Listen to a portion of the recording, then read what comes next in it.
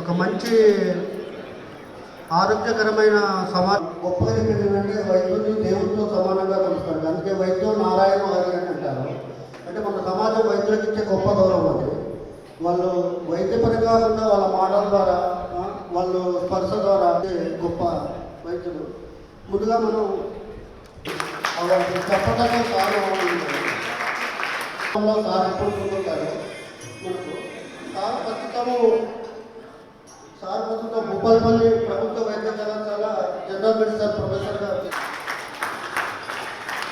తో పాటు అజిరా ఏకశిల సంరక్షణ ఆసుపత్రి కన్సల్ట్ వైద్యులుగా తన సేవలు అందిస్తున్నారు. ఈనాడు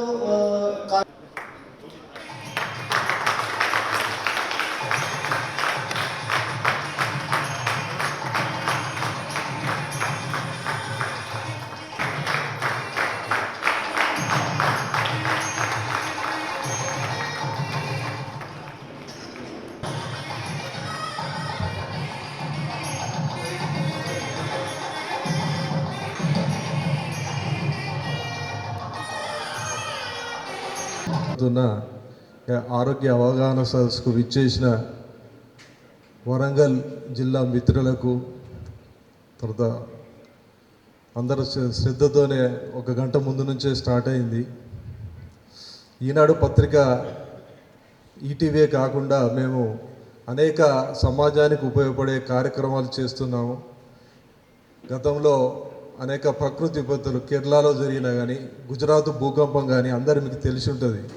తర్వాత హుద్హుద్ తుఫాన్ వచ్చినప్పుడు కానీ ప్రత్యేకంగా ప్రజలకు ఏదో చేయాలని మా గౌరవ చైర్మన్ గారు, ఎండి గారు ఆధ్వర్యంలో అందరికీ ఏ సమస్య వచ్చినా కానీ ముందుండి వాళ్ళకు ఇల్లు కట్టియడమో, లేకపోతే ఏదైనా బట్టలు క్లాస్ లేని వాళ్ళకి ఇవ్వడము అనేక రకాలుగా చేశాము.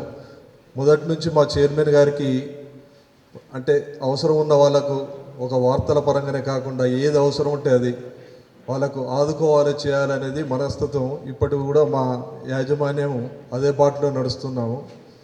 భవిష్యత్తులో కూడా అంటే ఒక వార్తలు రకరకాల సమస్యలను వెలుగులోకి తీసుకొచ్చి మనం నిత్యం ఉదయం లేవగానే రకరకాల సమస్యలు బయటకు వస్తే ట్రాఫిక్ సమస్య, పొల్యూషన్ సమస్య, రోడ్లు ఇబ్బందులు అనేక ఆ వార్తలు ఇస్తూనే ఇటువంటి భవిష్యత్తులో ఇప్పుడు ప్రస్తుతం చిన్న ఏజ్ ఒక 1 year 2 years పిల్లల నుంచి 100 సంవత్సరాల వరకు ఉండే అన్ని రకాల సమాజంలో అందరికీ ఉపయోగపడే వేదికలు ఈ ప్రోగ్రామ్స్ ప్లాన్ చేస్తున్నాము. భవిష్యత్తులో కూడా మీరు ఇచ్చే స్ఫూర్తితోని ఇంకా అనేక కార్యక్రమాలు చేస్తూ వార్తలే కాకుండా అనేక కార్యక్రమాలు నిర్వహిస్తూ దానికి మీ కోఆపరేషన్, పాఠకుల కోఆపరేషన్తో ఇంకా అనేక కార్యక్రమాలు పూర్తి చేస్తాము. అదేవిధంగా గతంలో కోవిడ్ ఉన్నప్పుడు కొద్ది ప్రోగ్రామ్స్ 2-3 years ఆపాము. ఇప్పుడు మళ్ళీ అన్నీ స్టార్ట్ చేయబోతున్నాము.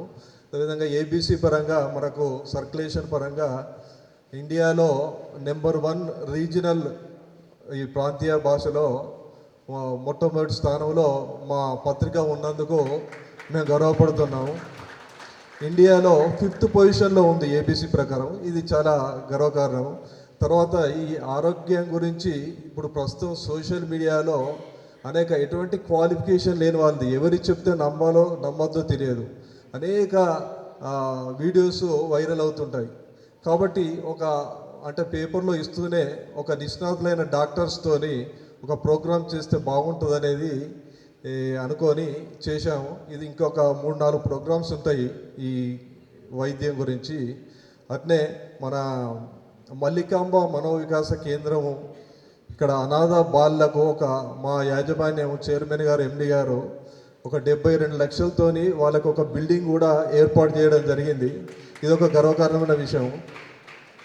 ఇట్లా మీ కోఆపరేషన్తో ఇంకా అనేక కార్యక్రమాలు చేస్తూ ఎప్పుడు ముందుంటామని చెప్తూ తర్వాత కార్యక్రమాన్ని కొనసాగించవలసిందిగా కోరుకుంటూ సెలవు అందరికీ. ప్రసంగం తర్వాత క్వశ్చన్ అండ్ ఆన్సర్స్ ఎవరైనా అడగాల్సి ఉంటే మీకు స్లిప్స్ ఇవ్వబడతాయి. దాని మీద డౌట్స్ను క్లారిఫై చేస్తారు. ముఖ్యంగా ఉత్సాహంగా ఉన్న సీనియర్ సిటిజన్స్ కీలకంగా ఇప్పుడు గుండె సంబంధిత వ్యాధులు అందుకు తీసుకోవాల్సిన జాగ్రత్తలు మీకు ఎలాంటి డౌట్లు ఉన్నా కూడా మన గౌరవనీయులు డాక్టర్ మల్లికార్జున గారు మనకు విశదీకరిస్తారు. సార్ను సాధారణంగా వేదికపై కావాలి సార్. వెరీ గుడ్ మార్నింగ్ అండి మీ అందరికీ. మొదటిగా ఒక మీడియా, బాధ్యతాయుతమైన మీడియా అంటే ఈనాడు, ఈటీవీ వాళ్ళని నేను మనస్ఫూర్తిగా అభినందిస్తున్నా. ఇట్లాంటి ఆరోగ్య అవగాహన అనేది చాలా ఇంపార్టెంట్ ఇప్పుడు, నీడ్ ఆఫ్ ద హవర్. ఎందుకంటే మనము ఆరోగ్యమే మహాభాగ్యం అనేది చిన్నప్పటి నుంచి అందరికీ చెప్తుంటాం, కానీ మనం ఎప్పుడైనా రోగం వచ్చి ఏదైనా హాస్పిటల్ అడ్మిట్ అయితే దాని ప్రాముఖ్యత మనకు తెలుస్తుంది. నిజంగా కూడా ఒక 100 కోట్లు సంపాదించిన వాడికన్నా అన్ని అవయవాలు ఆరోగ్యంగా ఉన్నవాడే రిచ్, నా దృష్టిలో వాడే ఎక్కువ డబ్బులు ఉన్నవాడు.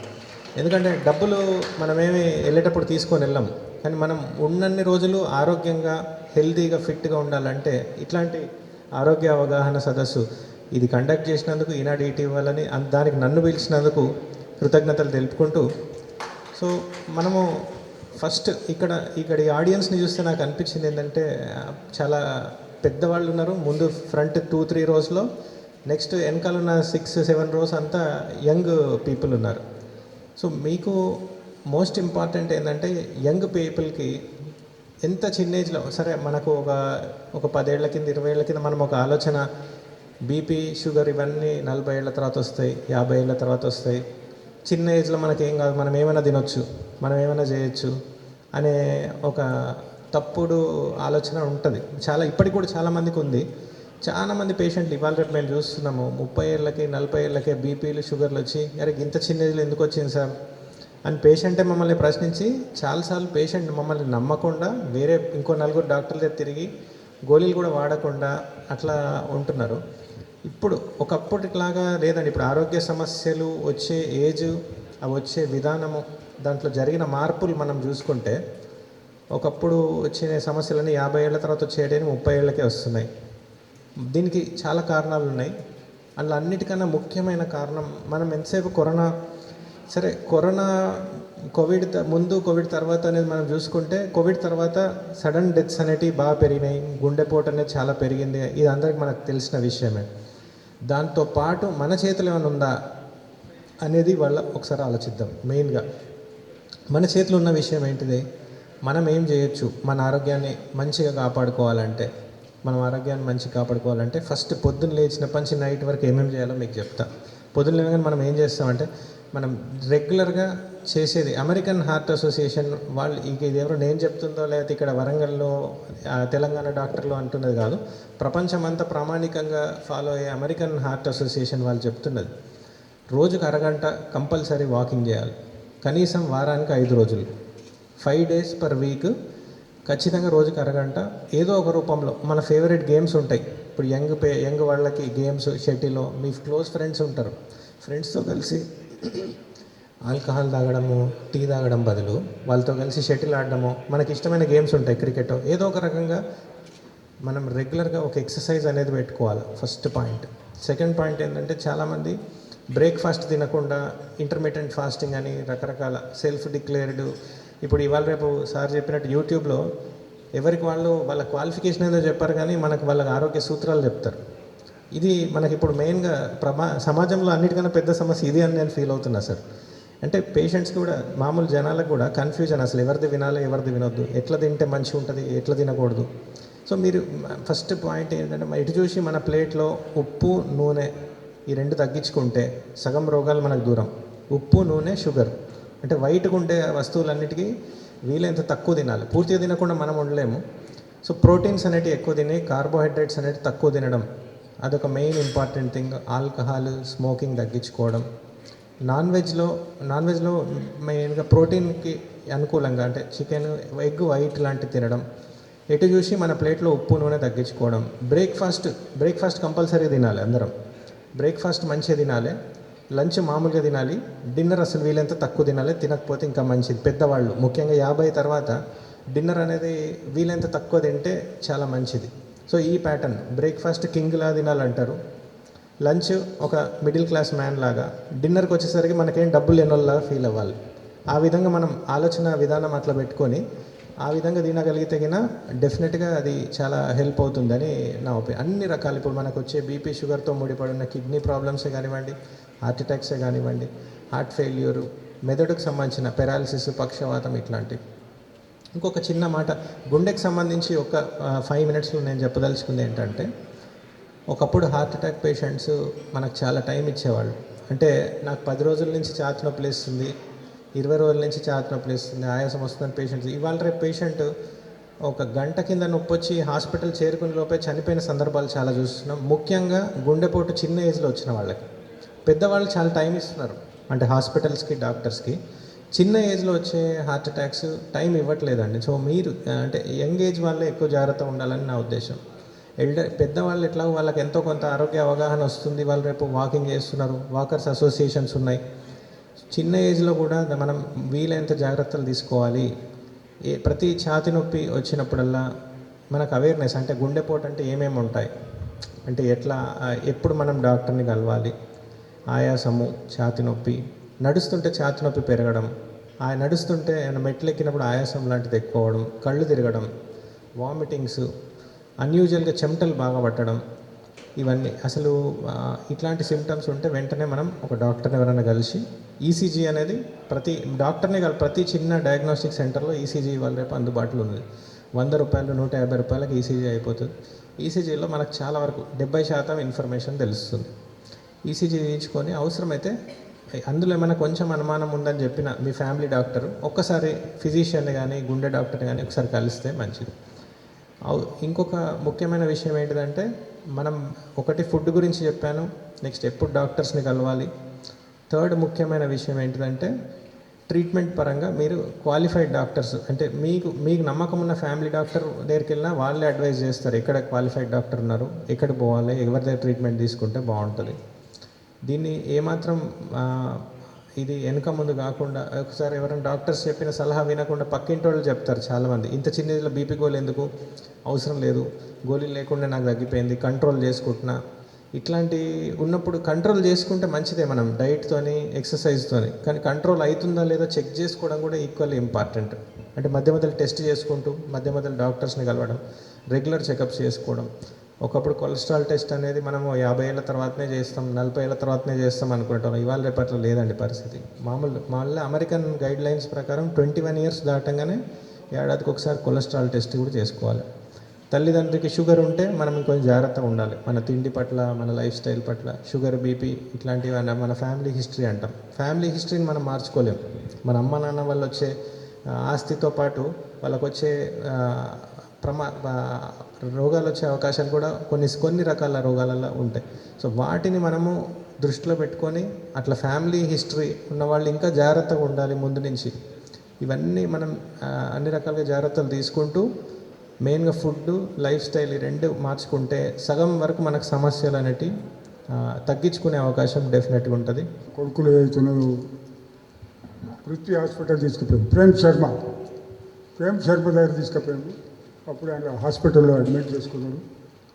తర్వాత 5 days 6 days అందులో ఉన్నాక ఆయన చేసిన తర్వాత మళ్ళీ డిశ్చార్జ్ అయింది సార్. ఇప్పుడు లవ్ చో, బెటామెటెక్సన్, ఇవన్నీ ఇటువంటి వాడుకుంటూ అది వస్తూ ఉన్నా. పెయిన్ ఏం లేదు, పెయిన్ ఇట్లా రాలేదు, నాకు స్టంట్ పడలేదు, ఆపరేషన్ కాలేదు. అప్పటి ఇప్పటి వరకు కూడా అదే మందులు వాడుతూ ఉన్నాను. ప్రేమ్ శర్మ గారితో అన్నా నేను, अरे क्या साहब ये कब तक चलना है क्या, अरे क्या तो अभी ये गवर्नर జంగా గోపాల్ రెడ్డి గారు. అదే మనం చిన్నప్పటి నుంచి చాలా సార్ చెప్పినట్టు చాలా యంగర్స్ ఇక్కడ ఉన్నారు. సార్ ఆదర్శంగా తీసుకుంటే చాలు, మనం ఆ రకంగా మనం జీవించవచ్చు. గౌరవనీయులు doctor G Mallikarjun ji Pavan Kumar sir, మన Bhupalpally medical college professor of general medicine. ఆరోగ్యపరంగా మనం జీవితం స్టార్ట్ మన ఉదయం ప్రారంభం నుంచి నైట్ దాకా మన ఆరోగ్యాన్ని ఎలా ఎక్కువ దృష్టి పెట్టాలని సార్ మనకు వివరిస్తారు. సార్ని సాధారణంగా మనం వేదికపై కావాలి. ఈటీవీ, ఈనాడు వారికి ప్రత్యేక కృతజ్ఞతలు. ఎందుకంటే పబ్లిక్లో అవేర్నెస్ క్రియేట్ చేయాలంటే మీడియా ముఖ్యంగా చాలా బలమైన మెసేజ్ని ఇవ్వగలిగితేనే అవన్నీ సాధ్యమవుతాయి. ఇప్పుడు ఇందాక మల్లికార్జున్ గారు చెప్పినట్టు, సో కామన్గా మనం కొన్ని హెల్త్ టిప్స్ అనేవి పాటిస్తే కనుక ఇబ్బందులకి గురి కాకుండా ఉంటాం. అన్నీ తెలుసు మనకి, మీ అందరికి కూడా చాలా పాయింట్స్ తెలుసు. ఎందుకంటే ఇవాళ రేపు ఉన్న లిటరేచర్ కానీ లేకపోతే మీడియా ముఖంగా యూట్యూబ్ ఛానల్స్ కానీ ఏవి కానీ, బట్ చాలా వరకు ఏంటంటే వాళ్ళు చెప్పిన సింపుల్ రెమెడీస్ ప్లస్ అవగాహన రాహిత్యంతోని కొంతమంది మాట్లాడుతున్న మాటలు విని అట్రాక్ట్ కావడం. మామూలుగా మీకు అందరికీ తెలుసు, నెగిటివ్ విషయాలు వింటే ఈజీగా మనం అట్రాక్ట్ అవుతాం, పాజిటివ్ విషయాలు వింటే అంత వైబ్రేషన్స్ అనేవి ఉండట్లేదు. సో దానివల్ల రాంగ్ మెసేజెస్ అనేవి కూడా పబ్లిక్ తీసుకోవడము, కొంచెం దానివల్ల కూడా హెల్త్ ఇష్యూస్ అనేవి వస్తున్నాయి. ఇప్పుడు మనకి మెయిన్గా ఉన్న సమస్య ఏంటంటే ఏజ్ కానీ, వంశపారంపర్యం కానీ, ఆహారపు అలవాట్లు కానీ, ఇప్పుడు ఇలాంటి విషయాల వల్ల మనకి ఆరోగ్యపరమైన సమస్యలు తలెత్తుతాయి. ఏజ్ మన చేతుల్లో లేదు ఆపడం. ఏజింగ్లో సంవత్సరాలు గడుస్తున్న కొద్దీ ఏజ్ పెరుగుతూనే ఉంటుంది. వంశపారంపర్యంగా వచ్చే జబ్బులన మన చేతుల్లో ఆపే అవకాశం లేదు. అవి మన ఫాదర్ లేకపోతే మదర్ లేకపోతే బ్రదర్ సిస్టర్స్ ఎవరికన్నా ఉన్నట్టయితే ఫ్యామిలీ పరంగా కొన్ని రకాల జబ్బులు వచ్చే అవకాశాలు ఉంటాయి. అలాగే ఆహారపు అలవాట్లని మనం మార్చుకోగలుగుతాం.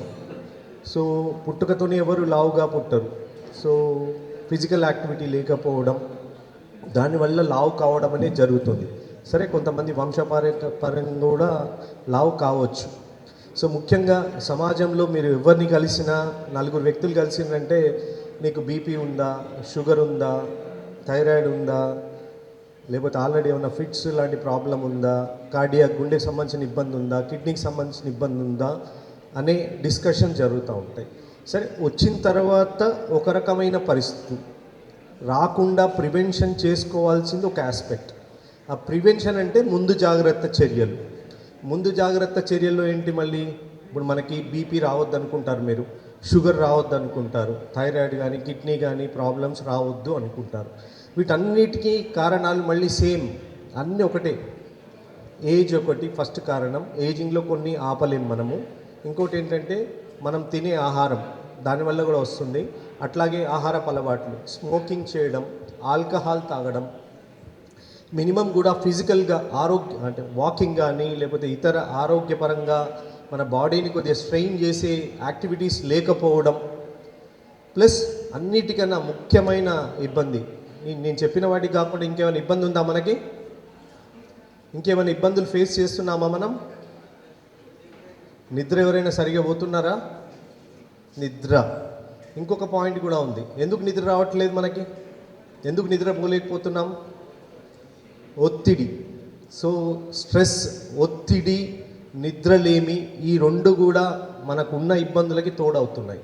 సో ప్రశాంతంగా నిద్రపోయే వ్యక్తికి చాలా వరకు సమస్యల్ని హ్యాండిల్ చేసే కెపాసిటీ కానీ లేకపోతే ఏ సమస్య కూడా లేదనుకోవచ్చు. అలాగే స్ట్రెస్, ఒత్తిడి లేని మనిషి అంత అదృష్టవంతుడు ఈ ప్రపంచంలో ఎవరు లేరనుకుంటా. ఎన్ని కోట్లు ఆస్తున్నా ఒత్తిడి ఉంటే దాని వాల్యూ ఏం లేదు. మనం మానసికంగా ఒత్తిడి ఉన్నామంటే మనం మాట్లాడే మాట మారుతుంది. సో మన ఆరోగ్యపరంగా కూడా చాలా ఇబ్బందులు వస్తాయి. సో ఇందాక డిస్కషన్లో ఆరోగ్య అలవాట్లు అంటే ఇప్పుడు ముఖ్యంగా ఏంటంటే మనకి డయాబెటీస్ అనేది వస్తుంది, షుగర్స్ మన హైపర్ టెన్షన్, తర్వాత మన థైరాయిడ్ కానీ కిడ్నీ కానీ లేకపోతే గుండె నొప్పి కానీ, లేదు అంటే ఇంకా మోకాళ్ళ నొప్పులు, కీళ్ళ నొప్పులు ఒక స్టేజ్ తర్వాత. ఇవన్నిట్లలో కూడా మినిమం జాగ్రత్తలు కనుక మనం పాటించినట్టయితే ప్రివెంట్ చేసుకోగలుగుతాం. అంటే ఉప్పు కనుక తగ్గించుకున్నట్టయితే, మనం తినే ఆహార పదార్థంలో ఉప్పు కనుక తగ్గినట్టయితే బీపీ వల్ల కొంత ఉపశమనం పొందే అవకాశం ఉంది. అలాగే మన అలవాట్లు ఏంటంటే పచ్చడి తింటూ ఉంటాం మనం, స్టోర్డ్ పచ్చడిలో సాల్ట్ కాంటెంట్ అనేది ఎక్కువగా ఉంటుంది. సో దానివల్ల కూడా మనకి ఈ బీపీ వాడుతున్నప్పటికీ కంట్రోల్ సరిగా లేకపోవడం జరుగుతూ ఉంటుంది. సో అట్లా అదొకటి. ఇంకొకటి ఏంటంటే మినిమం ఫిజికల్ యాక్టివిటీ, మినిమం ఒక 30 నుంచి 45 మినిట్స్ కనుక మీరు వాకింగ్ కానీ, జాగింగ్, ఏజ్ బట్టి జాగింగ్ కానీ, లేకపోతే ఎనీ స్విమ్మింగ్ కానీ, లేకపోతే మీరు ఏదైనా స్పోర్ట్ యాక్టివిటీ కనుక శరీరం శ్రమపడి కాస్త చెమటల్లాగా వచ్చినట్టయితే మాత్రం ఖచ్చితంగా అది బాడీని యాక్టివేట్ చేస్తుంది. దీనివల్ల ఏంటంటే వెయిట్ లాస్ అనేది, వెయిట్ పెరగకుండా కూడా మనం కాపాడుకోగలుగుతాం.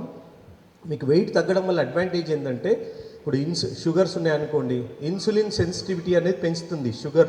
షుగర్ ఉన్న వ్యక్తులకి మనకి షుగర్ ఇంకా ఫర్దర్ ప్రోగ్రెస్ అయ్యి ఇన్సులిన్ వాడకుండా చేసే అవకాశాన్ని ఆ ఫిజికల్ యాక్టివిటీ అనేది కలుగజేస్తుంది. అలాగే ఆల్కహాల్ కానీ స్మోకింగ్ కానీ అవి తీసుకున్నట్టయితే లివర్ సంబంధించిన ఇబ్బందులు, ఊపిరితిత్తులకు సంబంధించిన ఇబ్బందులు కూడా వస్తాయి. సో ఇవన్నీ కూడా మనం స్వయం కృతాపరాతంతో చేసుకుంటున్న ఆరోగ్యపరమైన సమస్యలు. సో మరి ఇవన్నీ నాకు అలవాట్లేవు, నాకు బీపీ లేదు, షుగర్ లేదు, అయినా కూడా నేను యాక్టివ్గా ఉండట్లేదు, నాకు ఎందుకు ఈ జబ్బు వచ్చిందని కూడా కొంతమంది అంటూ ఉంటారు. మనం ముందే చెప్పాము, వంశపారంపర్యంగా కొన్ని జబ్బులు వచ్చే అవకాశం ఉంది, వయస్సు రీత్యా కూడా కొన్ని అవకాశాలు ఉన్నాయి. సో మనము గనక కంట్రోల్ చేసుకోవాలంటే ముందు నుంచే డిసిప్లైన్గా ఉండడం, అంటే తినే ఆహారపు అలవాట్లు కూడా పద్ధతిగా ఉండాలి. తినే ఆహారంలో అధిక మోతాదులో ఫ్యాట్ కాంటెంట్ అంటే కొవ్వు పదార్థాలు అనేవి లేకుండా చూసుకోవడం వల్ల శరీరంలో కొలెస్ట్రాల్ లెవెల్స్ కానీ మనం లావెక్కకుండా కానీ ఉండే అవకాశం ఉంది. ఇంకొక అదృష్టం ఏంటంటే మనకి ఫ్రూట్స్, సీజనల్ ఫ్రూట్స్ అన్నీ లిబరల్గా దొరుకుతాయి. సో అవకాశం ఉంటే మీరు వేరే ఈ ఫ్యాన్సీ ఫుడ్, ఇప్పుడు పిల్లలైతే ముందు నుంచి కూడా వాళ్ళంతా ఫాస్ట్ ఫుడ్ తింటూ ఉన్నారు. ఇప్పుడు మీరు ఇప్పుడు ఏజ్ ఇందాక తను మాట్లాడారు వాకర్స్ అసోసియేషన్ నుంచి 87 years స్టిల్ యాక్టివ్. వాళ్ళు నాకు తెలిసినంత వరకు ఆ యంగ్స్టర్స్ ఆ ఏజ్ వరకు వచ్చే వరకు అంత యాక్టివ్గా ఉండడం అనేది డౌటే. ఎందుకంటే వాళ్ళు రెస్ట్రిక్ట్ అయిపోయారు, మొత్తం మొబైల్స్ కానీ టీవీ గేమ్స్ కానీ పూర్తిగా రెస్ట్రిక్షన్, వాళ్ళ మూమెంట్స్ అన్నీ కూడా రెస్ట్రిక్ట్ అయిపోయాయి. ఏ ప్లే గ్రౌండ్లో చూసినా మళ్ళీ మిడిల్ ఏజ్డ్ లేకపోతే కొంచెం ఏజ్డ్ వాళ్ళే వాకింగ్ అట్లా కనబడుతున్నారు, కానీ పిల్లలు ఆడడం అనేది చాలా తగ్గిపోయింది. వాళ్ళు ఏమైనా కంప్యూటర్ గేమ్స్ కూడా ఆడుతూ ఉన్నారు. సో ప్రతిదీ కూడా తగిన మోతాదులో కనుక మనము అది చేసినట్టయితే ఖచ్చితంగా వచ్చిన ఆరోగ్యపరమైన సంబంధమైన ఇష్యూలను కూడా సాల్వ్ చేసుకోగలుగుతాం, రాకుండా కూడా ప్రివెంట్ చేసుకోగలుగుతాం. సరే, నాకు డయాబెటీస్ ఉంది, ఎలా కంట్రోల్ చేసుకోవాలి? ఫస్ట్ అదొక పాయింట్. డయాబెటీస్ వచ్చింది, కంట్రోల్ చేసుకోవడం అంటే మీరు ఖచ్చితంగా మందులు వాడడం, రెగ్యులర్గా టెస్ట్ చేసుకోవడం, ఆ తీవ్రత కనుక పెరుగుతూ ఉన్నట్టయితే డోసేజ్ అడ్జస్ట్మెంట్ డాక్టర్ గారు చేస్తే కనుక అది చేసుకోవడం, దాంతోపాటుగా తినే ఆహారపు అలవాట్లు కూడా పద్ధతిగా ఉన్నప్పుడే అది కంట్రోల్ సాధ్యమవుతుంది. ఇంకో పాయింట్ ఏంటంటే టాబ్లెట్స్ ఇప్పుడే మొదలు పెడితే నాకు ఆరోగ్యపరంగా సైడ్ ఎఫెక్ట్స్ ఏమైనా వస్తాయేమో, నాకేమైనా వేరే ఇతర ఇబ్బందులు జరుగుతాయేమో అని చాలామంది భయపడుతూ ఉంటారు. మీకు అలాంటి ఇబ్బందులు వచ్చే అవకాశం ఉంటే తెలుస్తుంది ఖచ్చితంగా. అందుకే మిమ్మల్ని ఫాలోఅప్కి రమ్మంటారు ఎవరైనా కూడా. 2 నెలలకో 3 నెలలకో ఒకసారి బేసిక్గా టెస్ట్ చేసుకోవాల్సిన అవసరం అందుకే ఉంటుంది. సో మీరు పడే అపోహ, ఆ భయంలో చాలా వరకు కూడా ఏమీ జరగవు. అంటే నాకేమవుతుందో ఈ ట్యాబ్లెట్ వాడడం వల్ల, యంగేజ్లో స్టార్ట్ చేశాను, లాంగ్ స్టాండింగ్ వాడితే ఏమైనా ఇబ్బంది అవుతుందనేది చాలా వరకు అపోహ మాత్రమే. ఇంకో విషయం ఏంటంటే డాక్టర్ గారు చెప్పిన సలహాలు పాటించకుండా సొంత ఫ్రెండ్స్ లేకపోతే ఫ్యామిలీ మెంబర్స్ వాళ్ళు చెప్పే సలహాల వైపు కూడా డైవర్ట్ అవుతూ ఉంటారు. విషయం ఏంటంటే మీరు ఒక డాక్టర్ దగ్గరికి వెళ్ళారంటే నమ్మకంతో వెళ్ళాలి. వాళ్ళని నమ్మి మీకేమైనా డౌట్స్ వచ్చినట్టయితే, ఇప్పుడు మీరు వెళ్ళారు ఒక డాక్టర్ గారి దగ్గరికి, బీపీ గురించి సర్టన్ మెడిసిన్ రాసిన వెంటనే పక్క ఫ్రెండ్ అంటాడు, అరే నీకు హై డోస్ రాశాడు కదా డాక్టర్ గారు, దీనివల్ల సైడ్ ఎఫెక్ట్స్ వస్తాయట అంటారు.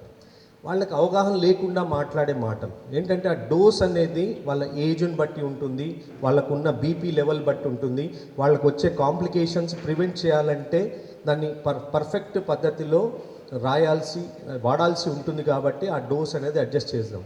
సో ఇంకోటి ఏంటంటే ఈ డోస్లన్నీ కూడా ఇంటి పేర్లలాగా, ఎవరింటి పేరు సేమ్ ఉండదో ఆ మాదిరిగా డోస్ అనేది ఆ బ్రాండ్, ఆ ప్రోడక్ట్ మన గ్రూప్ ఆఫ్ డ్రగ్ కింద ఉంటుందన్నమాట. సో మ్యానుఫ్యాక్చర్ చేసేవాళ్ళు మన తక్కువ డోస్ అనేది ఆ నెంబర్ని బట్టి వాళ్ళు క్రియేట్ చేయరు. ఆ మాలిక్యూల్కి వచ్చిన ఆ గ్రూప్కి వచ్చిన నెంబర్ని వాళ్ళు మనకి ఇస్తారనమాట. దానివల్లనే ప్రాబ్లమ్స్ వస్తాయి.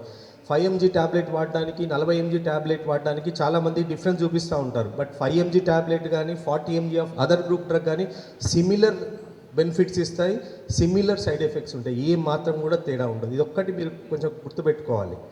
5 mg అన్నంత మాత్రాన తక్కువ డోస్ అని, 40 mg అన్నంత మాత్రాన ఎక్కువ డోస్ అని అపోహ ఫస్ట్ క్లియర్ చేసుకోండి. అట్లాంటిది ఏమీ ఉండదు. ఆ గ్రూప్ ఆఫ్ డ్రగ్ వేరేది, అది వేరే గ్రూపు, ఇది వేరే గ్రూప్, అది వేరే సెక్షన్ డ్రగ్, ఇది వేరే సెక్షన్ డ్రగ్. మ్యానుఫ్యాక్చర్ చేసినప్పుడు వాళ్ళు ఇచ్చే నెంబర్స్ అవి, దాన్ని ఇప్పుడు మాలాంటి వాళ్ళు మేము రిప్రజెంట్ చేస్తూ ఉంటాం కంపెనీ వాళ్ళు వచ్చినప్పుడు. మీరు పబ్లిక్ మైండ్ సెట్ని చదవండి. వాళ్ళకి 80% 1 mg 0.5 mg ఈ రేంజ్లో మీరు ఆ ప్రోడక్ట్స్ కనుక తయారు చేయడమో, లేకపోతే బ్రాండ్ నేమ్ అన్నా ఇప్పుడు 40 mg అనేది రాయకుండా ఇప్పుడు 400 mg ఉందనుకోండి, 0.4 grams అని రాసినా అర్థం చేసుకోగలుగుతారు. కానీ 400 అనేసరికి ఏదో బాగా పెద్ద డోస్ వాడుతున్నారు నాకు అని అపోహ క్రియేట్ అవుతుంది. అది కూడా అవాయిడ్ చేయమని రిప్రజెంట్ కూడా చేస్తూ ఉంటాం. బేసిక్గా నా ఉద్దేశం మీకు చెప్పేదలుచుకుంది ఏంటంటే, నెంబర్స్ పట్టి మీరు పక్క వాళ్ళు చెప్పింది వినకండి. మీకేమైనా డౌట్ వచ్చింది, డాక్టర్ గారు ఇప్పుడు అలా డ్రగ్ రాశారు, మీరు పర్సనల్గా డాక్టర్ గారిని కలవండి. సార్ ఇది నేను ఎక్కువ డోస్ అని మా ఫ్రెండ్స్ అంటున్నారు, మీరేమంటారు? మీకు అక్కడ ఎవిడెన్స్ క్లియర్గా చూపిస్తారు. ఫస్ట్ వచ్చిన బ్లడ్ ప్రెషర్ ఎంత ఉంది, తర్వాత ఫాలో అప్ వచ్చిన బ్లడ్ ప్రెషర్ ఉంది. అలాగే షుగర్ విషయంలో కూడా సేమ్ ఉంటుంది. డోస్ 1 mg ఉంటుంది, 2 mg ఉంటుంది, 500 mg డ్రగ్ కూడా ఉంటుంది దాంట్లో. సో ఆ నెంబర్స్ చూడంగానే బెంబేలు ఎత్తిపోవడం, లేకపోతే 2 సార్లు వేసుకోమంటున్నారు సార్ మమ్మల్ని. ఆ 2 సార్లు వేసుకోవడం అంటే ఇక చాలా ఇబ్బందిగా ఫీల్ అవుతారు. మీరు ఒకటి అర్థం చేసుకోవాల్సింది ఏంటంటే, షుగర్ కానీ బీపీ కానీ ఫస్ట్ దశలో ఇనీషియల్గా మనకు వచ్చినప్పుడు దాని ఇంటెన్సిటీని కనుక కంట్రోల్ చేయగలిగితే మీకు ఫ్యూచర్ లాంగ్ లైఫ్ అనేది ఇబ్బంది కాకుండా ఉంటుంది. బీపీ కంట్రోల్ రాకపోతే దాని కాంప్లికేషన్స్ అనేవి ఫర్దర్ పెరుగుతాయి. ఇంకొక పాయింట్ ఏంటంటే, యాక్చువల్గా మీకు ఈ సిమ్టమ్స్ కూడా నాకేం లక్షణాలు లేవు కదా, నేను బీపీ వాడుతున్నా, కంట్రోల్ ఉంది, స్టాప్ చేస్తాను లేకపోతే డోస్ తగ్గించుకుంటాను. షుగర్ కూడా అంతే. ఒక్కసారి డాక్టర్ దగ్గరికి వచ్చి నార్మల్ ఉన్నాయమ్మా రిపోర్ట్స్ అని చెప్పిన వెంటనే ఫస్ట్ వాళ్ళ ఇంటి ముంగనే చేసేది ఏంటంటే, సార్కి ఏం తెలుసు 2 సార్లు వేసుకోమని, ఒక్కసారి వేసుకుంటాను. సో విషయం ఏంటంటే, ఇప్పుడు మీకే ఇబ్బంది జరుగుతుంది, డాక్టర్కి ఏముంది, మీరు ఒకటి వేసుకుని ఆయనకు పోయేది ఏం లేదు, నష్టం ఏం లేదు కదా. ఒక అడ్వైజు ఒక వ్యక్తి, ఒక క్వాలిఫైడ్ పర్సన్ ఇచ్చాడు అంటే మీరు ఆయన మీద నమ్మకం పెట్టుకుంటే మీకే హెల్త్ పరంగా ఇబ్బందులు రాకుండా ఉంటాయి. అదొక్కటే నా sincere advice from this forum. ఒక గైడెన్స్ ఒక వ్యక్తి ఇచ్చినాడు అంటే మాత్రం నమ్మాలి. ఓకే, నమ్మడం అంటే ఒక ఎక్స్టెంట్, ఓకే మీరు క్రాస్ చెక్ చేసుకోదలుచుకున్నారు, మీరు తననే అడగండి, సార్ మీరు నాకు హై డోస్ రాశారన్న ఫీలింగ్ ఉంది, ఏమంటారు? Clear cut he will tell. లేకపోతే ఈ సైడ్ ఎఫెక్ట్స్ వచ్చినాయి సార్ ఈ డ్రగ్ మొదలుపెట్టిన తర్వాత అని. సో సైకలాజికల్గా మీరు యాక్సెప్టెన్స్ కనుక చేసినట్టయితే వాడే డ్రగ్ వల్ల బెనిఫిట్స్ అనేవి ఆటోమేటిక్గా ఉంటాయి. మనం షుగర్ పేషెంట్లకి ఇన్సులిన్ స్టార్ట్ చేస్తాం కొన్నిసార్లు. ఇన్సులిన్ స్టార్ట్ చేయగానే వాళ్ళు ఫస్ట్ ఏమంటారంటే, సార్ నా వల్ల కాదు సార్, నేను అస్సలు తీసుకోను, టాబ్లెట్సే వాడతాను అంటారు. సో మనం ఏంటంటే ఒక స్టేజ్ వరకు టాబ్లెట్లతో ప్రయత్నం చేసిన తర్వాత ఆ కంట్రోల్ అనేది పర్ఫెక్ట్ లేకపోవడం, లేకపోతే దానివల్ల డెవలప్ అయ్యే కాంప్లికేషన్స్ అనేవి ఎక్కువగా ఉండడం వల్ల మనం ఇంజెక్షన్కి షిఫ్ట్ అవుతాం. ఇంకో పాయింట్ ఏంటంటే, ఇంజెక్షన్ ఇన్సులిన్ స్టార్ట్ చేసినంత మాత్రాన అది జీవితాంతం వాడాలని కాదు. ఆ తీవ్రత ఎక్కువ ఉన్నప్పుడు ఆ సర్టెన్ పీరియడ్ 3 months వరకు HbA1c లెవెల్స్ బట్టి మనం మానిటర్ చేయడం జరుగుతుంది. సో ఆ షుగర్స్ కూడా మంచి కంట్రోల్, మీరు తెచ్చుకున్న రిపోర్టే, మీరు ఏ ల్యాబ్లో చేయించినా ఆ రిపోర్ట్ క్లియర్గా తెలిసిపోతుంది. HbA1c అనేది 3 months చేయమంటాం, సరే కంట్రోల్ ఉంటే 6 monthsకి ఒకసారి కూడా చేసుకోవచ్చు. సో అవి నార్మల్ ఉంది, కంట్రోల్లో ఉంది అంటే మీరు చెప్పినట్టు ఆ ఇంజెక్షన్ తీసేసి టాబ్లెట్స్ కూడా వాడే అవకాశం ఉంది. సరే ఇది అన్నిసార్లు సాధ్యం కాదు. టైప్ 1 టైప్ 2 అని కూడా ఉంటారు డయాబెటిక్ పేషెంట్. యంగ్ ఏజ్లో డయాబెటీస్ వస్తే మాత్రం టాబ్లెట్స్ పనితీరు అనేది సరిగ్గా ఉండదు. కొంచెం ఎల్డర్ అంటే ఏజ్ పెరిగిన కొద్దీ వచ్చే షుగర్ వల్ల మాత్రం టాబ్లెట్స్ ట్రై చేయొచ్చు. ఇప్పుడు ఏంటంటే ఇంకో మంచి న్యూస్ ఏంటంటే, మంచి టాబ్లెట్స్, ఇప్పుడు షుగర్ టాబ్లెట్స్ చాలా బ్రహ్మాండమైన వెరైటీలు వచ్చాయి. ఇప్పుడు చాలా వరకు ఇన్సులిన్ వాడకం లేకుండా కంట్రోల్ చేస్తూ ఉన్నాయి. సో అదొకటి మంచి విషయం. ఎవరికైనా ఇన్సులిన్ ఇంజెక్షన్ తీసుకోవడం ఇబ్బంది, రాసే డాక్టర్ కూడా ఇంజెక్షన్ ఇవ్వడం అంటే, రోజు తీసుకోమని చెప్పడం అంటే ఇబ్బంది. అది వన్స్ ఇన్ ఏ వీక్ కూడా ఇన్సులిన్ ప్రిపేర్ అవుతుంది, అది కూడా వస్తుంది మార్కెట్లోకి. రకరకాల మార్కెట్లోకి వస్తున్నాయి. ఇంకోటి ఏంటంటే, ఏ డ్రగ్ రాసినా కూడా మీ ఫైనాన్షియల్ స్టేట్ కూడా గుర్తుపెట్టుకొని రాయడం జరుగుతుంది. అంటే మీకు ఇబ్బంది కావద్దు రెగ్యులర్గా వాడే మెడికేషన్ అని చెప్పేసి. సో దానివల్ల కొన్నిసార్లు పాత వెల్ ఎస్టాబ్లిష్ డ్రగ్సే కొంతమంది రాయడం జరుగుతూ ఉంది, కొంతమంది లేటెస్ట్ కూడా రాస్తూ ఉంటారు, కొందరు మిక్సప్ చేస్తూ ఉంటారు. సో రకరకాల యాంగిల్స్లో పేషెంట్ బెనిఫిట్నే చూసుకొని ఏ డాక్టర్ అయినా అడ్వైజ్ చేస్తూ ఉంటారని నేను నమ్ముతున్నాను. అలాగే మీరు ఇంకొక పాయింట్ ఏంటంటే, ఇన్వెస్టిగేషన్స్ దగ్గర చాలామందికి అపోహ ఉంది. సో బేసిక్గా ఇప్పుడు డయాబెటీస్ కానీ హైపర్ టెన్షన్ కానీ కామన్ అనుకుందాం. ఆ బీపీ కంట్రోల్ ఉందా, షుగర్ కంట్రోల్ ఉందా, షుగర్ వల్ల మనం ఉన్న ఆరోగ్యపరమైన ఇతర ఆర్గాన్స్ మీద ఏం ఎఫెక్ట్ పడుతుంది అది చూసుకోవాల్సి వస్తుంది. ఇప్పుడు కిడ్నీ డ్యామేజ్ అవుతుందా అనేది ఎట్లా తెలుస్తుంది మనకి? పరీక్ష చేయకుండా కిడ్నీ గురించి ఫంక్షన్ తెలుసుకోలేము. బీపీ వల్ల కిడ్నీ డ్యామేజ్ అవుతుంది, షుగర్ వల్ల కూడా కిడ్నీ డ్యామేజ్ అవుతుంది. సో ఆ డ్యామేజ్ అనేది మీకు, నేను యూరిన్ మంచిగానే పాస్ చేస్తున్నాను కదా, నాకు వేరే ఇతర కాళ్ళు వాపులు కానీ ఇట్లా ఇతర ఇబ్బందులు ఏం లేవు కదా అని మీరు అనుకుంటూ ఉంటారు. బట్ లాంగ్ స్టాండింగ్ అంటే షుగర్ వచ్చి కానీ బీపీ వచ్చి కానీ సంవత్సరాలు పెరుగుతుంది అనుకోండి, కాంప్లికేషన్ అనేది ఇండైరెక్ట్గా రిఫ్లెక్ట్ అవుతూ ఉంటాయి. సింపుల్ ఈసీజీలో కూడా గుండె మీద పడే లోడ్ బీపీ ఉన్న పేషెంట్లకి తెలిసిపోతూ ఉంది. సో మీకు బీపీ ఉండకపోవచ్చు, లేదంటే చూసి బార్డర్ లైన్ ఉందని చెప్పేసి కొంతమంది వెయిట్ చేద్దామని ఆపుండొచ్చు. సో సడన్గా ఈసీజీ చేశారనుకోండి, దాని మీద క్లియర్ కట్గా బీపీ వల్ల ఉండే ప్రెషర్ అనేది చేంజెస్ కనబడుతున్నాయి అనుకోండి, ఖచ్చితంగా మనం అలర్ట్ కావాలి, మందులు వాడుకోవాలి. అట్లే కిడ్నీ ఫంక్షన్ కనుక బేసిక్గా మనం చేసే బ్లడ్ యూరియా సీరం క్రియాటినిన్, అలాగే సింపుల్ యూరిన్ ఆల్బుమిన్ రేషియో అని వస్తుంది. సో యూరిన్ టెస్ట్తో కూడా కొన్ని రకాల షుగర్ షుగర్ ఉన్న పేషెంట్లో చేసుకున్నట్టయితే కిడ్నీ ఫంక్షన్ కూడా అసెస్ చేసుకునే అవకాశం ఉంది.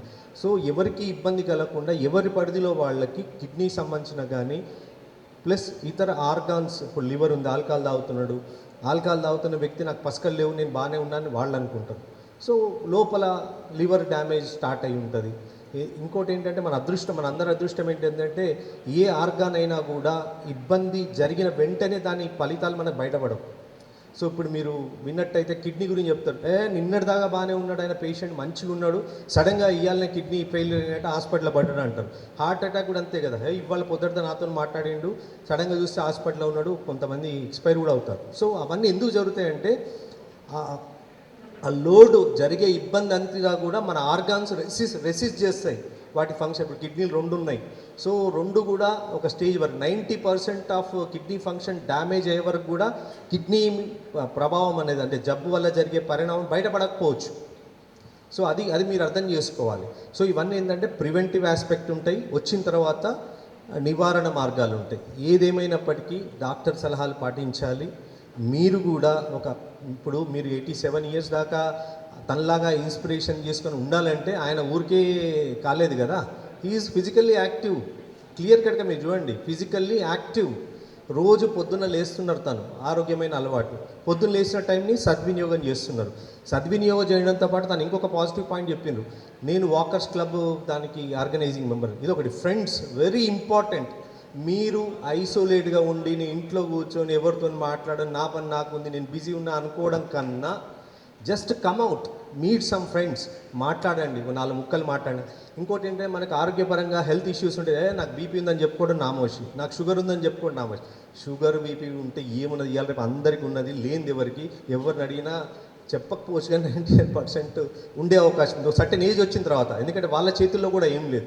వచ్చినప్పుడు మీరు ఎలాంటి మెజర్స్ తీసుకుంటున్నారు, డిస్కషన్ ఒకటి, ఓపెన్ అప్. మీరు ఏంటంటే మీ మనసులో భావాలన్నీ, మీకున్న డౌట్స్ అన్నీ ఎక్స్ప్రెస్ చేసుకోవడానికి అవకాశం ఉంటుంది. కొద్దిగా మామూలు విషయాలతో పాటు ఫన్నీ కోట్స్, జోక్స్ షేర్ చేసుకుంటూ ఉంటే మీ మనసు ఉల్లాసంగా ఉంటుంది. దానివల్ల ఒత్తిడి తగ్గిపోతుంది, ప్రశాంతంగా ఉంటారు. ప్రశాంతంగా ఉంటే కనీసం ఉన్నప్పుడన్నా హెల్తీగా ఉంటారు కదా. సో వాకింగ్ కూడా, నడక కూడా అంటారు కదా, ఒకళ్ళు కలిసి నడిస్తే భారం నడక, కానీ 2-3 కలిసి ఫ్రెండ్స్ ఉన్నారనుకో నడక ఈజీ కదా. సో అది ఏది ఉన్నా మన సైడ్ నుంచి అటెంప్ట్ చేయకుండా మాత్రం ఏది రెడీమేడ్గా డాక్టర్ కానీ ఎవరి వల్ల కానీ కాదు. సో ఖచ్చితంగా ఫిజికల్ యాక్టివిటీ చేయాలి, డయట్ నియంత్రణ ఖచ్చితంగా చేసుకోవాలి. మిగతా విషయాలు సార్ చెప్పారు, మల్లికార్జున్ గారు. So salt restriction, oil food avoid చేసుకోవడము, ఇవన్నీ కూడా పద్ధతిగా చేసుకోవాలి. ఇంకోటి ఏంటంటే మనకున్న ఈ లేటెస్ట్ యుగంలో మీకు ఏ ప్రాబ్లం వచ్చినా కూడా దానికి ఖచ్చితంగా ట్రీట్మెంట్ అనేది ఉండే అవకాశమే ఉంది. కొన్ని తప్పించి మేజర్ ఇష్యూస్ వచ్చి మరి మ్యాలిగ్నెన్సీ లాంటిది వచ్చి మనం దాన్ని ఇమీడియట్ ట్రీట్ చేయకపోవచ్చు. బీపీ వచ్చినా కంగారు ఏం లేదు, మంచి మందులు వచ్చాయి. షుగర్ వచ్చినా కంగారు ఏం లేదు, మందులు వచ్చినాయి. థైరాయిడ్ గురించి కూడా చాలామందికి ఒక అపోహ ఏంటంటే థైరాయిడ్ రాగానే ఏదో ప్రపంచం అంతా మునిగిపోయిందన్నట్టు ఫీల్ అవుతూ ఉంటాం. థైరాయిడ్ అనేది ఒక హార్మోను, మన బాడీలో ప్రొడక్షన్ అనేది తక్కువ ఉంది. దాన్ని సింపుల్గా హార్మోన్ ఒక ట్యాబ్లెట్ రూపంలో అదృష్టవశాత్తు అవైలబిలిటీ ఉంటుంది. దాన్ని వేసుకున్నట్టయితే దాని పని చేసుకుంటుంది, అంతే. మనం దాన్ని డిస్టర్బ్ చేయొద్దు. వాడాలన్నా జీవితాంతం అంటే వాడడం వల్ల మీకు అడ్వాంటేజెసే ఉన్నాయి. అదేంటంటే కీళ్ళ మీద కానీ ఈ మన టిష్యూస్ మీద కానీ దాని ఎఫెక్ట్ వస్తుంది, యాక్టివ్నెస్ని పెంచుతుంది థైరాయిడ్.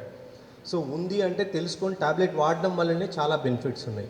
బీపీ కూడా బార్డర్ లైన్ ఉంది, వాడాలా, ఏమున్నదిలే వాడితే అంటే నష్టం జరిగిందనుకోండి, సడన్గా కార్డియాక్ కిడ్నీ ప్రాబ్లం వచ్చిందనుకోండి, ఎవరు బాధపడతారు? సో ఏదేమైనా డాక్టర్ గారి సలహాలు పాటించండి, క్వాలిఫైడ్ పర్సన్స్ని కలవండి, ఒక నమ్మకాన్ని డెవలప్ చేసుకోండి. ఖచ్చితంగా మీ మంచి కొరకే వాళ్ళు ఎవరైనా ప్రయత్నం చేస్తారు. ఎందుకంటే మీరు బాగుండి నలుగురికి సారు మంచి అడ్వైజ్ ఇచ్చాను చెప్తేనే వాళ్ళ లైఫ్ ఉంది, మా లైఫ్ ఉంది.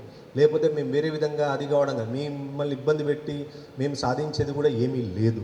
బేసిక్గా ఆ పాయింట్ కూడా అర్థం చేసుకోండి. దురదృష్టవశాత్తు ఇప్పుడు వచ్చే మీడియా న్యూస్లు అంటే అన్నీ కాకపోవచ్చు, ఫాల్స్ ప్రాపగాండా, ఎవరు పడితే వాళ్ళు ట్రీట్ చేస్తామంటారు, ఎవరు పడితే వాళ్ళు డైట్ చెప్తారు. అరే క్వాలిఫైడ్ పర్సన్ చెప్పగా ఉండట్లేదని మనం ఫీల్ అవుతున్నాం. అన్క్వాలిఫైడ్ పర్సన్స్ ఎవరు పడితే వాళ్ళు చూడండి. ఇంకేమైనా డౌట్స్ ఉంటే కూడా మాట్లాడదాం, నో ప్రాబ్లం. మీరు ఇంకేమైనా చెప్పారంటే 7th క్లాస్ పిల్లగాని దగ్గర నుంచి 80 years పెద్ద మనిషి దాకా కూడా అందరి చేతులలో స్మార్ట్ ఫోన్లు వచ్చినాయి ఆల్రెడీ. మనకి ఏంటిదంటే స్క్రీన్ ప్రూవ్ అవుతుందండి. ఇది చాలా ఇంపార్టెంట్. మనతో నైట్ ఒక టైం పెట్టుకొని ఆ టైం దాటంగానే ఫోన్లు పక్కన పడేసి, అంటే ఫోన్ ఎమర్జెన్సీ ఫోన్లో అసలు పక్కన ఉన్న వైఫ్తోనో మన తండ్రితోనో మన తల్లితోనో ఒక 10 నిమిషాలు మాట్లాడితే రోజు వాళ్ళు ఆరోగ్యంగా ఉంటారు, మనం కూడా ఆరోగ్యంగా ఉంటాం, మన స్ట్రెస్ చాలా తగ్గుతుంది. చెప్పిండట నీకు షుగర్ ఉంది, షుగర్కి బీపీకి మందులు వాడండి అంటే ఒక 6 years ఆయన ఏ మందులు వాడలే. పక్కింటోడే చెప్పిండు ఆయనకి. యాజ్ యూజువల్ మనని మంచి చేసేది పక్కింటి వాళ్ళే, ఒక్కోసారి చెడు కూడా చేస్తారు వాళ్ళు. ఏం అవసరం లేదు చిన్న ఏజ్లో ఇట్లాంటి సమస్యలు అంటే బయటకు తెలియదండి, అది చేసే డ్యామేజ్ లోపల అది ఖరాబ్ చేసుకుంటా. కిడ్నీస్ ఖరాబ్, ఐస్లో రెటీనా ప్రాబ్లం, హార్ట్ ప్రాబ్లం, బ్రెయిన్లో చిన్న స్ట్రోక్, ఇవన్నీ సమస్యలు ఇప్పుడు అయిపోయింది ఆయనకి. అంటే ఇంపార్టెంట్ టైం పవన్ సార్ చెప్పినట్టు మొదట్లోనే షుగర్ బీపీ వచ్చిన మొదట్లోనే దాన్ని మంచి కంట్రోల్ పెట్టుకున్న వాళ్ళని మన నర్సయ్య సార్ ఉన్నారు. ఇంకో ఎగ్జాంపుల్ అంటే other end of the spectrum. ఇప్పుడు నర్సయ్య గారు డాక్టర్ ప్రేమ్ శర్మ సార్ రాసిన మందులు అప్పటి మోతాదులో తీసుకోవడం, మంచి మోతాదులో తీసుకోవడం అంటే దీంట్లో డయాబెటిక్ వాళ్ళకి ఏమైనా తేడా ఉందా అంటే యూజువల్గా ఏంటంటే బాగా ఫ్యాట్ కాంటెంట్ మరీ ఎక్కువకుండా ఉండా ప్లస్ ప్రోటీన్ అనేది కార్బోహైడ్రేట్ అనేది బ్యాలెన్స్, ఈ మూడు కూడా 33 రేషియోలో ఉంటే పర్ఫెక్ట్ ఉంటుంది యాక్చువల్గా సైన్స్ ప్రకారం. సో మనమంతా క్యాలిక్యులేట్ చేసుకోము కాబట్టి టిఫిన్ తినేటప్పుడు మీకు నచ్చిన బ్రేక్ఫాస్ట్, మామూలుగా నాన్ డయాబెటిక్ అయితేనేమో కాస్త లిబర్టీ ఉంటుంది, డయాబెటిక్స్ మాత్రము కొద్దిగా మన ఏదో ఒకటి మీరు యూజువల్గా రాగి కానీ ప్లస్ జొన్న అది కానీ ప్లస్ మామూలుగా మన గోధుమ రొట్టె కానీ లేదంటే ఇడ్లీ దోశ వడ ఇవన్నీ కూడా తీసుకోవచ్చు. కాకపోతే క్వాంటిటీ అనేది అవకాశం ఉన్నంత వరకు తగ్గించి తింటే మంచిది. అంటే పూర్తిగా కడుపు నిండే విధంగా డయాబెటిక్ పేషెంట్లు తినకపోవడం అనేది పాయింట్. ఇంకొక సింపుల్ టెక్నిక్ అసలు యాక్చువల్ మీరందరూ అర్థం చేసుకోవాల్సింది ఏంటంటే డయాబెటిక్ ఉన్న వాళ్ళు కూడా అన్నీ తినొచ్చు. చాలామందికి అపోహ ఉంది, నేను ఇది తినొద్దు అది తినొద్దు అని చెప్పేసి. మీరు కనుక మామూలుగా ఏంటంటే డివైడెడ్ డోసెస్ అంటాం, ఎవ్రీ 2 hours ఒకసారి.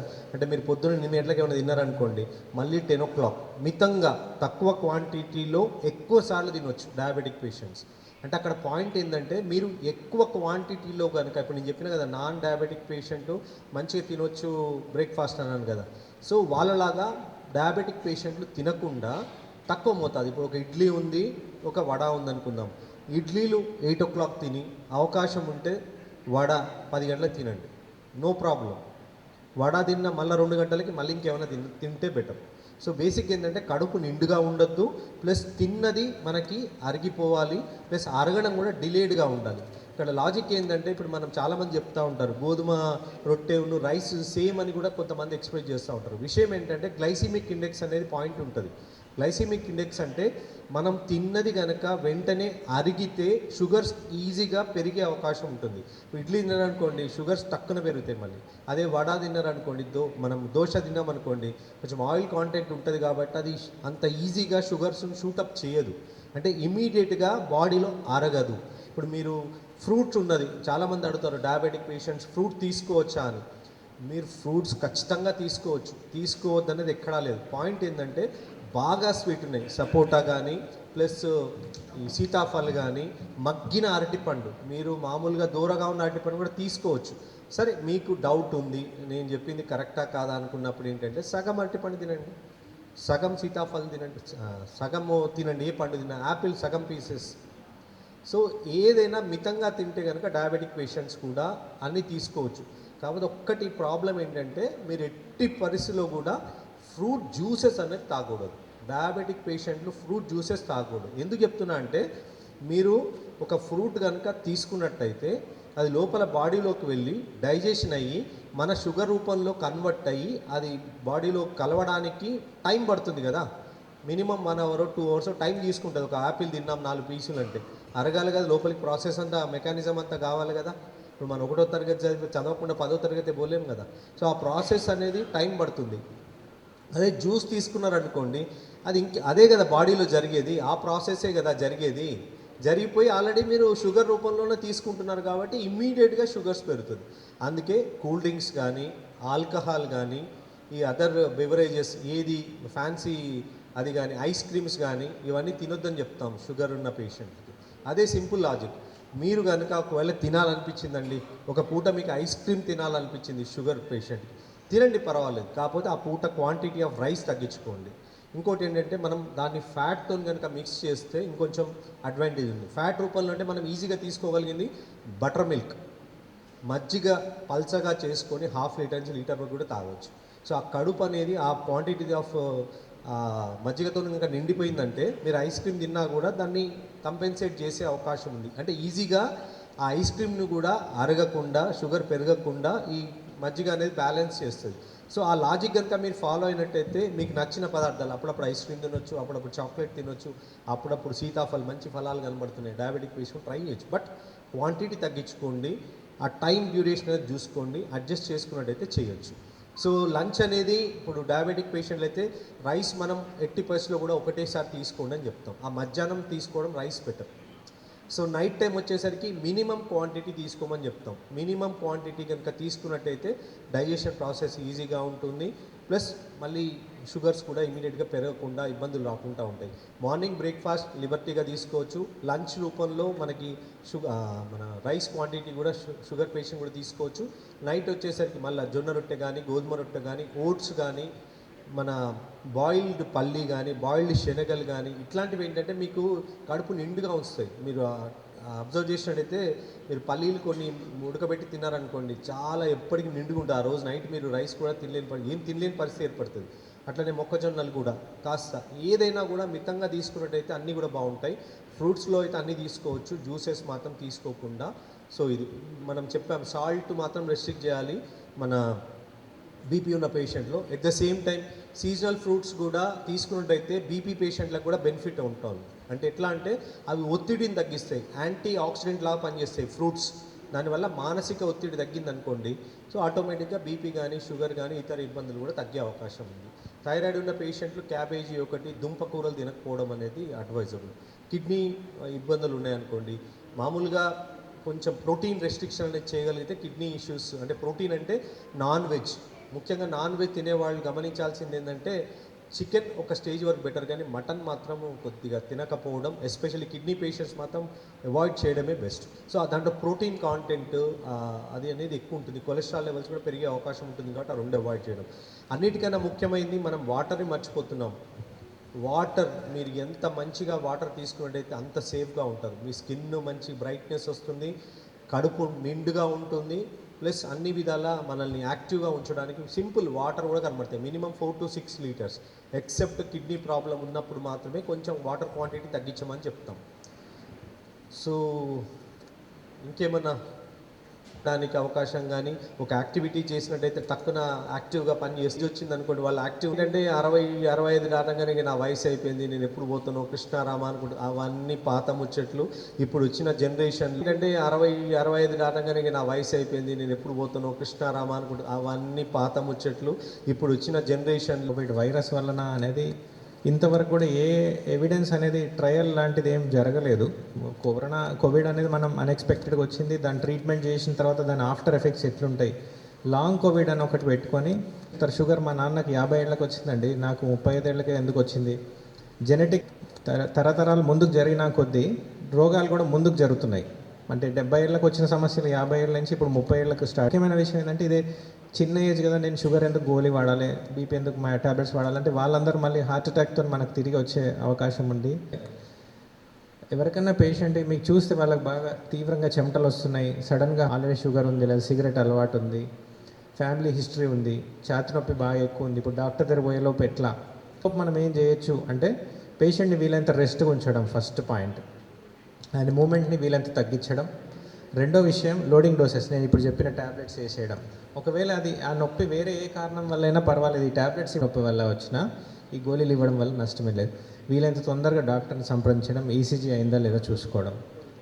తర్వాత ఇంకో వాకర్ గారు ఏం చేయడంటే, వాకర్స్ రెగ్యులర్గా వాకింగ్ చేస్తూ ఆరోగ్యంగా ఉన్నప్పటికీ అక్కడక్కడ హార్ట్ అటాక్స్ ఏర్పడి చనిపోవడం జరుగుతుంది. I wake up in the morning at 8 o'clock and I drink 1 glass of water and don't eat timely tiffin and lunch. Lunch will do at 3 o'clock. I play games.